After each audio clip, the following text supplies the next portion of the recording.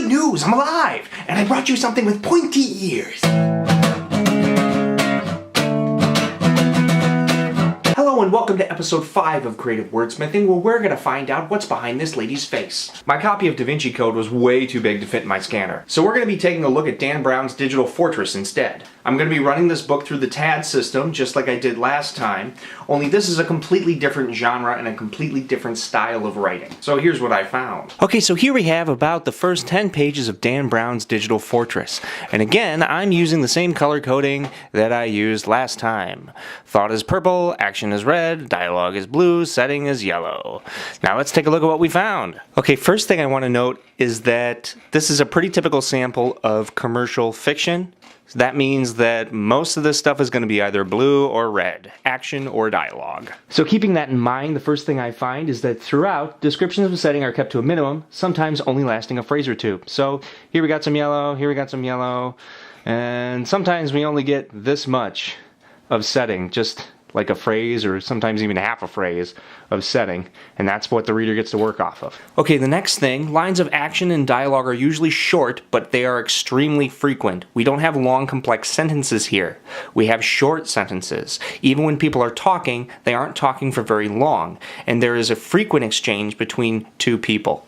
Next thing I found, thoughts are kept to a minimum as well. This streamlines the writing and allows for faster reading.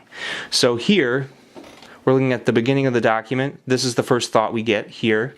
Looking for the next one, we get like a one-word thought. And then here, we get a very short phrase of a thought. Here's a one-word thought. Okay, moving along, again, we can see my point about the dialogue. When people talk, they are not talking for very long. Their speeches do not go on for huge honking paragraphs. They go on for like 2 sentences. Okay, so here we do have some very brief thoughts and some very brief description. So even in the beginning of the novel, where things are not very exciting, the main character is just lounging around her apartment, but hey, here's an awful lot of red. Like, these are just raw, straight actions that she's doing. No thought, there's some dialogue, there's literally 4 words of setting over here, but mostly it's just actions. So here's something that's also pretty typical of commercial writing. When you do get a block of setting, it's usually like a direct transcript of whatever the main character happens to be reading in the story at that time. In this case, it's a sign on the door. Okay, we have more actions, some short dialogue, more actions. Here, this is pretty interesting. Okay, so dialogue and action are pretty evenly mixed and utilized here, and they seem to be the elements that are primarily focused on.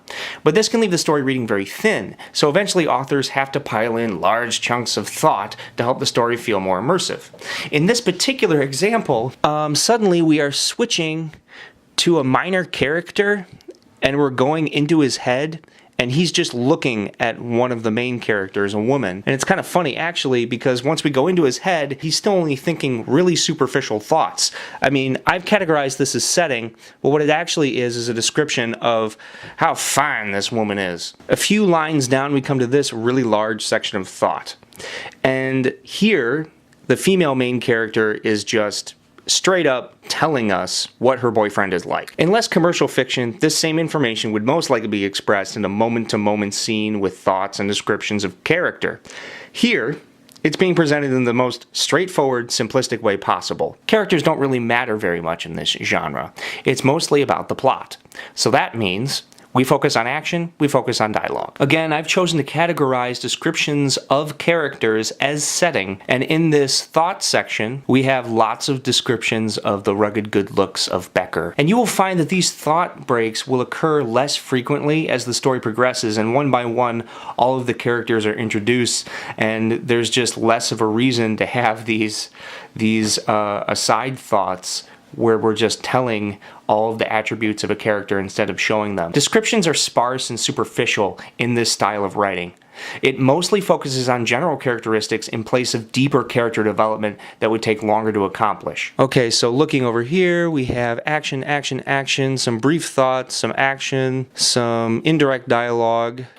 Right here. Here we have a direct readout of what's on the screen, and this is all indirect dialogue. Moving, moving, moving, lots of dialogue, lots of little actions, and we have a little thought break here about 1 sentence long. And that's it. That's the first 10 pages. Okay, so that's what I found when I looked at Dan Brown's Digital Fortress. This is a really commercial thriller with a very specific writing style. And I bet if you do some investigating, you'll find that a lot of other commercial writers write in a similar manner. Next time, we're going to be going in a different direction. We're going to be looking at something more literary. We'll see how writing commercial fiction is different than writing literature, and it's different than writing humor. I can't think of anything else to say, except to tell you to check out Creative Wordsmithing on Amazon and Barnes & Noble, and keep a lookout for The Omega Principle, my new book. It's coming soon. See ya. Feel free to subscribe, follow my blog, and comment below.